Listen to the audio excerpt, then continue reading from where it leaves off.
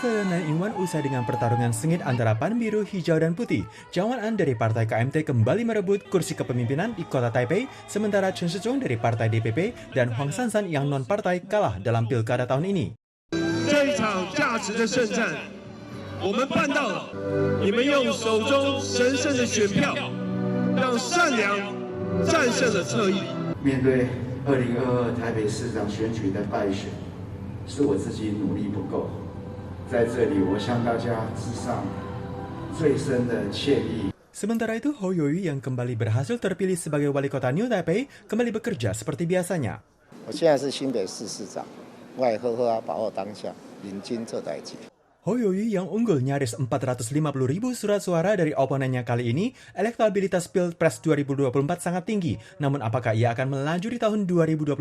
Hou Youyu enggan berkomentar, hanya menyebutkan jika dirinya kini akan fokus dengan tugas selaku wali kota. Wali kota Taoyuan terpilih dari Partai KMT, Simon Chang, unggul 130.000 surat suara dari oponennya, dan pawai terima kasih digelar tanggal 27 November. Ia berdiri di atas barisan parade mobil sembari melambaikan tangan kepada masyarakat setempat. Ia menjelaskan bahwa dalam kepemerintahannya, kelak tidak akan ada perbedaan warna parpol. 我们正在多方征询人才，基本上也是放下蓝绿，只要要好的人才，我们希望各界也是能够不吝才。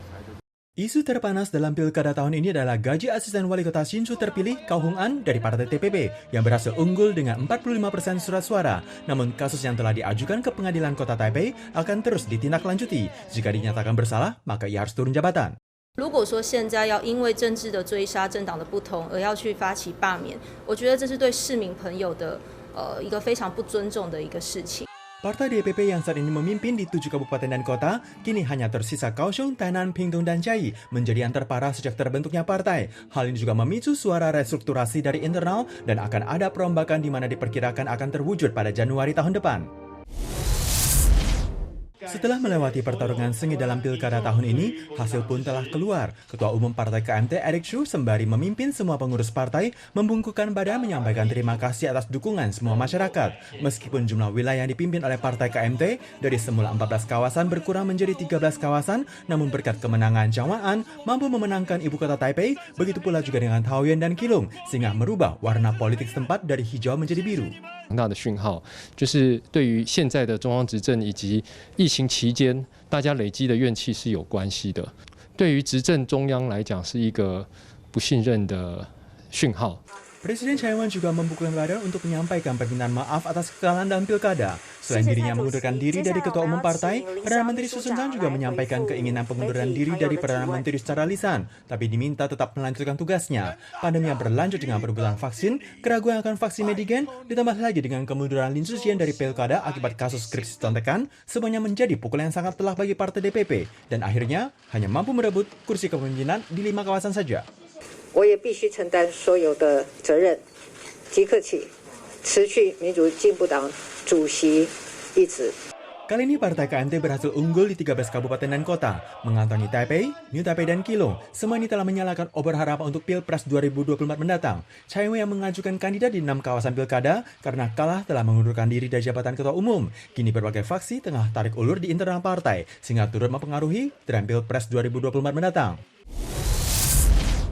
Pilkada Nan telah berakhir. Partai DPP mencatat kekalahan terparah sejak dibangunnya partai, di mana kini hanya tersisa 5 kabupaten dan kota. Aktivis Tiongkok Wang Tan menyebutkan bahwa pendukung Partai DPP jangan patah semangat, namun harus waspada untuk Pilpres 2024 yang lebih sulit lagi. 如果2024那么台湾本土力量失去这个执政权的话，我个人真的是非常担心台湾会面临大陆更进一步的这种威胁。 Ada pakar yang menganalisis jika strategi yang dimainkan oleh Partai DPP, yakni menahan Tiongkok melindungi Taiwan gagal. Namun apakah Partai KMT dapat terus lanjut memenangkan Pilpres 2024, semuanya masih perlu ditelaah lebih lanjut. Meskipun kantor urusan Taiwan di Tiongkok berpendapat bahwa Pilkada Taiwan menunjukkan harapan warga akan perdamaian dan kestabilan kehidupan, namun pakar dari think tank di Amerika, Bonnie S. Glaser menganalisis jika Pilkada menyangkut masalah internal dan bukan seperti Tiongkok, sehingga tidak bisa menjadi tolak ukur untuk Pilpres 2024 mendatang.